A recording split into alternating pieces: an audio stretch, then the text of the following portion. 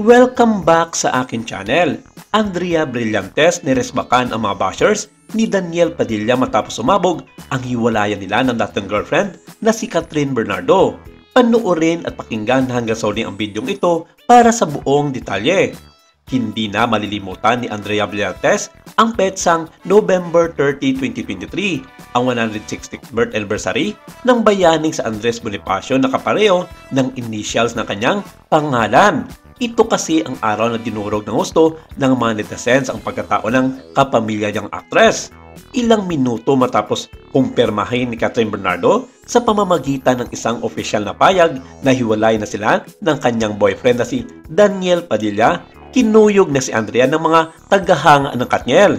Naniniwala ang karamihan ng Katniel fans na si Andrea ang dahilan ng pagkasira ng relasyon ng kanilang mga inidolong artista na sina Daniel at Catherine Bernardo. Congratulations ang karamihan sa mga naging komento sa official Facebook page ni Andrea na may 17 million followers na. Pero may himig na pangungutya ang pagbati sa kanya dahil nagtagumpay umano siyang wasakin ang relasyon ni Catherine at Daniel Padilla. Higit na matitindi, masasakit at personal ang mga batikos kay Andrea sa kanyang Instagram page na may 14 million followers na.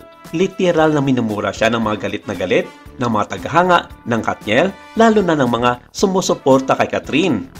20 years old pa lamang si Andrea at punong-puno na ng mga ito ng intriga ang kanyang buhay, lalong-lalo na sa kanyang buhay pag-ibig kung saan halos trending ang mga ito sa tuwing nagkakaroon ng hiwalayan issue sa kanyang mga naging karelasyon at maging sa ibang couple na naghihiwalay kung saan laging ito nasasangkot.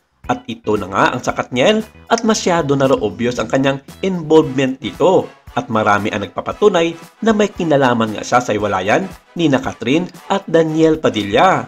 Sa tindi ng mga masasakit na paratang laban sa kanya, imposibleng hindi maapektuhan ang kalusugan ng kanyang pag-iisip.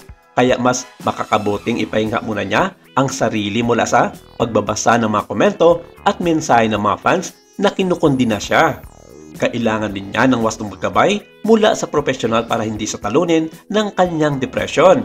Hindi na nawala ng kinasasangkutang kontrobersya itong si Andrea buhat nang maghiwalay sila ng kanyang ex-boyfriend na si Richie Rivero na kinumpirma nito noong June 2023. Inakusahan ni Andrea ng cheating si Richie sa kanyang relasyon kaya nakuha niya ang simpatya ng publiko at kaliwat kanan ang inabot na batikos ng kanyang dating boyfriend.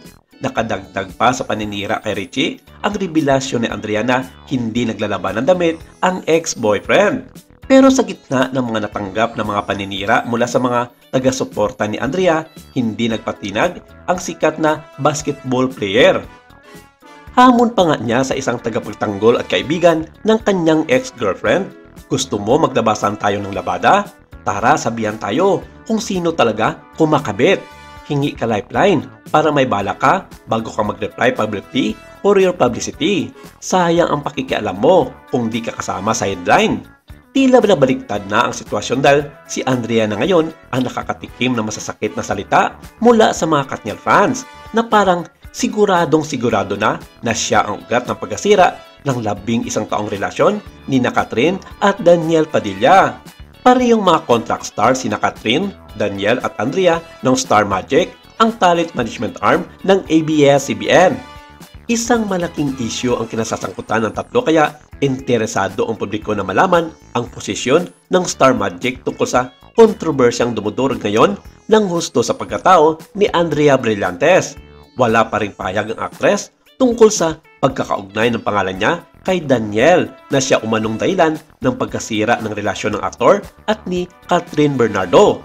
Pero noon pa man, nagbitaw na siya ng salita tungkol dito at sinabi niyang napaka-faithful na tao itong si Daniel Padilla kung tutuusin at kaya niyang patunayan ang lahat ng mga ito.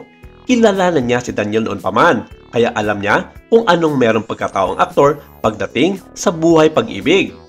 Pero hindi nabanggit na kapamilya actress kung ang tinutukoy ba niya na pagiging faithful ni Daniel ay ang relasyon nito kay Catherine Bernardo dahil ang kanyang naging mensahe na ito na kanyang binitawan sa ambush interview sa kanyang guesting sa isang sikat na kapamilya singer, live discussion nito sa Facebook. Sa gitna ng matinding batikos na natanggap ngayon ni Andrea, tila inabsuelto na ng publiko si Daniel. Gayong kung tutuusin, kapwa sila na may pamanagutan kung sakali mang totoong nagkaroon sila ng ugnayan. Tao na ang manghusga at alam ng nakararami kung anong meron pag-uugali itong si Andrea pagdating sa pagkikipagrelasyon sa mga lalaki. Maraming salamat. Ito lang muna ang ating update for today.